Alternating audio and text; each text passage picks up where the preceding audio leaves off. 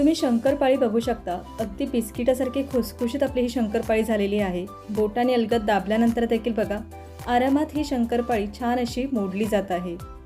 शंकरपाळी बनवताना बऱ्याच जणींच्या मनामध्ये भरपूर भीती असते की शंकरपाळी तेलात सोडल्यानंतर त्या फसफसतात किंवा मोडल्या जातात किंवा शंकरपाळी तयार झाल्यानंतर त्या कडक होतात किंवा त्या चिवट होतात. तुम्ही माझा आजचा व्हिडिओ बघितल्यानंतर तुमच्या देखील शंकरपाळ्या अगदी दुप्पटीने फुललेल्या, भरपूर लेयर्स असलेल्या आणि बिस्किटासारख्याच खुसखुशीत होतील. नमस्कार, मी प्रिया मराठी मसाला मॅजिक या चॅनलमध्ये तुमच्या सर्वांचं खूप खूप स्वागत करत आहे. परफेक्ट अशा शंकरपाळी बनवण्यासाठी इथे 2 वाटी किंवा 2 कप आपल्याला मैदा घ्यायचा आहे. वजनी मापाने हे 300 ग्राम मैदा आहे. त्यानंतर आपल्याला तूप लागणार आहे. तूप तुम्ही साजूक तूप किंवा वनस्पती तूप घेऊ शकता. या कपाच्या मापाने मी पाव कप म्हणजेच 50 ग्राम इतकं तूप घेतलेलं आहे. तूप घ्याल तर ते थोडं वितळलेलं असावं. घट्ट तूप असेल तर प्रमाणाचा अंदाज चुकू शकतं. त्यानंतर अर्धा वाटी किंवा अर्धा कप इथे मी साखर घेतलेली आहे. तुमच्याकडे अशा प्रकारे जर मेजरमेंट कप नसतील तर काही हरकत नाही. आपल्या नेहमीच्या वापरातल्या वाट्यांच्या मापानेच आपल्याला सर्व साहित्याचे प्रमाण घ्यायचे आहे. आता ही साखर मी मिक्सरच्या भांड्यामध्ये ओतून घेत आहे आणि सोबतच इथे मी बारीक रवा घेतलेला आहे. तुम्ही बारीक रवा किंवा जाडा रवा कोणताही घेऊ शकता. 2 चमचे इथे मी रवा घेतलेला आहे आणि साखरेसोबतच आपण हा रवा बारीक करून घेणार आहोत. आता तुम्ही म्हणाल की रवा आपण डायरेक्ट पिठामध्ये घालू शकतो. बरोबर आहे, पण साखरेसोबत रवा आपण मिक्सरला फिरवून घेतल्यामुळे शंकरपाळीवर रव्याचे जाडसर कण दिसणार नाही आणि अगदी मैद्याप्रमाणेच हे काम करणार आहे. रव्यामुळे आपल्या ह्या शंकरपाळ्या थोड्या खुसखुशीत होतात. इथे बघा आपण हे दोन्ही जिन्नस मिक्सरला फिरवून घेतलेले आहे. शंकरपाळीमध्ये तुपाचं प्रमाण अगदी परफेक्ट असणं गरजेचं आहे. जर हे तुपाचं प्रमाण चुकलं तर शंकरपाळ्या आपल्या फसू शकतात. 2 वाटे इथे मी मैदा घेतला आहे. मैदा घेताना आपल्याला चाळूनच घ्यायचा आहे. हा मी आधीच चाळून घेतलेला मैदा आहे. पिठामध्ये आपल्याला चवीनुसार मीठ घालायचं आहे. गोडाच्या पदार्थामध्ये मीठ घातल्यामुळे त्या पदार्थाची चव आणखी छान लागते. इथे जवळजवळ हे अर्धा टीस्पून इतकं मीठ घेतलेलं आहे. यानंतर आपण मिक्सरला फिरवून घेतलेली साखर आणि रवा यामध्ये मिक्स करून घ्यायचं आहे. आता हे सर्व जिन्नस मी हाताच्या साहाय्याने व्यवस्थित मिक्स करून घेतल्यानंतर यामध्ये आपल्याला कडकडीत तुपाचं मोहन घालायचं आहे. आपल्याला शंकरपाळी खुसखुशीत आणि छान लेयर्सवाल्या हव्या आहेत. यासाठी यामध्ये आपण कडकडीत तुपाचं मोहन घालणार आहोत. इथे थोडं तूप मी बाजूला ठेवत आहे. आपण जे पाव वाटी तूप घेतलेलं आहे त्यापैकी 2 चमचे तूप मी बाजूला शिल्लक ठेवलेलं आहे. आता हे तूप आपल्याला चमच्याच्या साहाय्याने व्यवस्थित मिक्स करायचं आहे. तूप अगदी गरम आहे. पीठ आता कोमट झालेलं आहे. आता हे पीठ मी हातानेच व्यवस्थित मिक्स करून घेणार आहे. यामध्ये आपण तूप घातलेले आहे. तूप व्यवस्थित या पिठाला चोळून घ्यायचं आहे. ही प्रोसेस खूप महत्त्वाची आहे. पिठाला तूप व्यवस्थित चोळून घ्यायचं आहे. जोपर्यंत या पिठाला रवाळ टेक्स्चर येत नाही तोपर्यंत आपल्याला हे पीठ व्यवस्थित चोळून घ्यायचं आहे.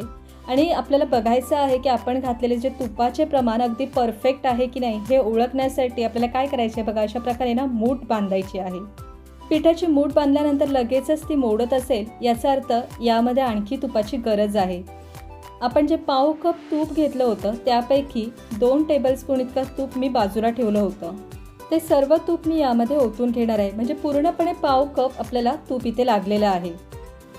आता बघा हे तूप पुन्हा एकदा मी या पिठाला चोळून घेतल्यानंतर पिठाचं टेक्स्चर चेंज झालेलं आहे. आता बघा ही मूठ बघा व्यवस्थित आपली ही मूठ तयार होत आहे. म्हणजे आपण घेतलेलं तुपाचं प्रमाण अगदी परफेक्ट आहे. आता आपल्याला पीठ मळून घ्यायचं आहे. यासाठी इथे मी अर्धा वाटी पाणी घेतलेलं आहे. मी इथे हे कप घेतलेलं आहे, पण तुम्ही या साहित्य जर वाटीच्या मापाने घेत असेल तर त्याच वाटीच्या मापाने तुम्हाला अर्धा वाटी इथे पाणी घ्यायचं आहे. पाणी सगळं एकत्र न ओतता आपल्याला थोडं थोडं करून पाणी ओतायचं आहे. इथे माझं पीठ मळून झालेलं आहे. शंकरपाळीसाठी लागणारे हे जे पीठ आहे जास्त आपल्याला कडक देखील मळायचं नाही आणि अगदी सैलसर मळायचं नाही. आपण अर्धा कप पाणी घेतलं होतं त्यापैकी 1 चमचा पाणी माझं शिल्लक राहिलेलं आहे. तुम्हाला कदाचित पूर्णपणे अर्धा वाटी देखील पाणी लागू शकते. पिठावर देखील अवलंबून असतं. इथे बघा आपण व्यवस्थित हे पीठ मळून घेतलेलं आहे. तुम्ही या पिठाची आतली बाजू बघा. थोडंसं हे पीठ आतमध्ये फुलल्यासारखं झालेलं आहे. तुपाचं आपण जे मोहन घातलेलं आहे ना, आपण पिठामध्ये कडकडीत तुपाचं जे मोहन घातलेलं आहे आणि छान असं हे तूप पिठाला चोळून घेतलेलं आहे ना, त्यामुळे पिठाची जी आतली बाजू आहे ती थोडी आपल्याला अशा प्रकारे रवाळ फुलल्यासारखी दिसत आहे. आता याचे गोळे करून घ्यायचे आहेत. आपण घेतलेल्या प्रमाणामध्ये इथे 3 गोळे तयार झालेले आहेत. आज आपण कमी प्रमाणामध्ये हा शंकरपाळी बनवणार आहोत. इथे बघा एक गोळा अशा प्रकारे मी हातावर व्यवस्थित मळून घेत आहे. याची आपल्याला मध्यम जाडीची पोळी लाटून घ्यायची आहे. जास्त जाड किंवा जास्त पातळ देखील लाटायची नाही. पिठामध्ये तूप घातलं असल्यामुळे पोळपाटाला अजिबात ही पोळी चिटकून राहत नाही, त्यामुळे याला सुखं पीठ लावण्याची गरज भासत नाही. ही लाटून झालेली आहे. मध्यम जाडीची ही पोळी लाटून घेतलेली आहे. याला चौकोनी आकार देत आहे. शंकरपाळी पाडण्यासाठी इथे तुम्ही पिझ्झा कटर, सुरी किंवा शंकरपाळीची जी चिरणी असते ती घेतली तरीही चालेल. मी सुरीच्या साहाय्याने चौकोनी आकारामध्ये या शंकरपाळ्या कापून घेत आहे.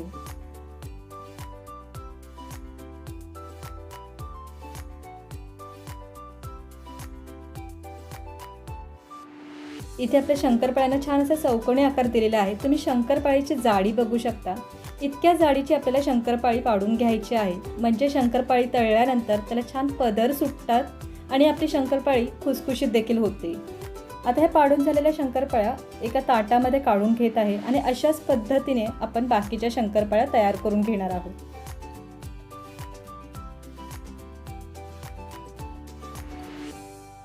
इथे काही शंकरपाळ्या म्हणजे पाडून झालेले आहेत. आता तळण्यासाठी आधीच मी तेल गरम करण्यासाठी ठेवलं होतं. शंकरपाळी तळताना तेल व्यवस्थित गरम असणं खूप गरजेचं आहे. तेल व्यवस्थित कडकडीत गरम करून घ्यायचं आहे. गॅसची फ्लेम थोडी हाय ठेवायची आहे. तेल कडकडीत गरम झालं की त्यानंतर आपल्याला यामध्ये शंकरपाळी सोडायची आहे. शंकरपाळी तेलात सोडल्यानंतर पहिल्या सुरुवातीच्या 1 मिनिट तरी आपल्याला शंकरपाळीला अजिबात झारा लावायचा नाही. इथे बघा शंकरपाळी तेलात सोडल्यानंतर भरपूर असं फेस येतं. तो थोडं शांत झालं की आपल्याला 1 मिनिटानंतर झाराने आपल्याला ह्या शंकरपाळ्या पलटून घ्यायच्या आहेत. त्यानंतर आपल्याला गॅसची फ्लेम मध्यम ठेवायची आहे आणि 3 ते 4 मिनिटं आपल्याला ही शंकरपाळी दोन्ही बाजूने व्यवस्थित तळून घ्यायची आहे. बऱ्याच वेळा असं होतं की शंकरपाळी तेलात सोडल्यानंतर त्या फुटतात किंवा फसफसतात. तर त्याचं कारण असं आहे की तेल व्यवस्थित गरम झालेलं नसेल आणि तुम्ही शंकरपाळी तेलामध्ये तळण्यासाठी सोडली तर मात्र शंकरपाळी फुटते.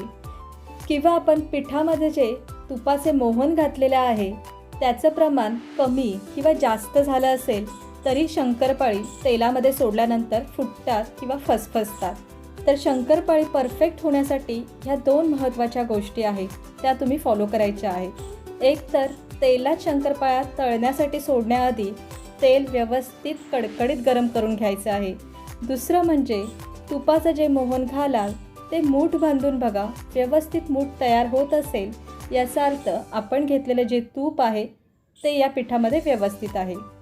मी इथे जे साहित्याचं प्रमाण घेतलेलं आहे ते अगदी परफेक्ट आहे. ते फॉलो करून देखील तुम्ही शंकरपाळ्या व्यवस्थित बनवू शकता. गॅसची फ्लेम मध्यम ठेवून 3 ते 4 मिनिटं ह्या शंकरपाळ्या छान दोन्ही बाजूने तळून घेतलेल्या आहेत. तुम्ही या शंकरपाळ्यांचा रंग बघू शकता. मस्त असा बदामीचा रंग आलेला आहे. यापेक्षा जास्त आपल्याला शंकरपाळ्या तळायच्या नाहीत. आपण या पिठामध्ये तुपाचं मोहन घातलेलं आहे, त्यामुळे काय होतं की हा शंकरपाळा आपण ज्या वेळेला तळून बाहेर काढतो तरी देखील त्याची जी प्रोसेस आहे ती आतमध्ये चालूच राहते आणि शंकरपाळ्या काढून झाल्यानंतर शंकरपाळ्यांचा रंग आणखी थोडा गडद होतो. त्यामुळे या रंगापर्यंत शंकरपाळ्या आल्यानंतर मी काढून घेणार आहे. पूर्णपणे तेल निथळून घ्यायचं आहे. एखाद्या चाळणीमध्ये किंवा टिश्यू पेपरवर ह्या तळून घेतलेल्या शंकरपाळ्या ठेवायच्या आहेत. आता अशाच प्रकारे आपण दुसरी बॅच देखील तळून घेणार आहोत. शंकरपाळ्या तळताना जास्त गर्दी करायची नाही. थोड्या थोड्या करून शंकरपाळ्या आपल्याला तळून घ्यायच्या आहेत, म्हणजे शंकरपाळ्या छान फुलल्या देखील जातात आणि छान आतपर्यंत तळल्या देखील जातात. तुम्ही या शंकरपाळ्या पाहू शकता. तेलामध्ये कुठेही ह्या शंकरपाळ्या फसफसल्या नाही. तेल अगदी स्वच्छ आहे आणि या शंकरपाळ्यांना छान अशा फुलल्या देखील आहेत. साहित्याचं अचूक प्रमाण घेऊन सांगितलेल्या सर्व टिप्स फॉलो केल्या तर तुम्ही देखील दुप्पटीने फुललेल्या भरपूर लेयर्स असलेल्या खुसखुशीत अशा शंकरपाळ्या घरी बनवू शकाल. तुम्हाला माझी आजची ही रेसिपी कशी वाटली हे मला नक्की कमेंट्सद्वारे कळवा आणि या रेसिपीला एक लाईक नक्की करा. आणि अशाच नवनवीन आणि पारंपरिक रेसिपी बघण्यासाठी मराठी मसाला मॅजिक या चॅनलला सबस्क्राईब देखील करा. नमस्कार.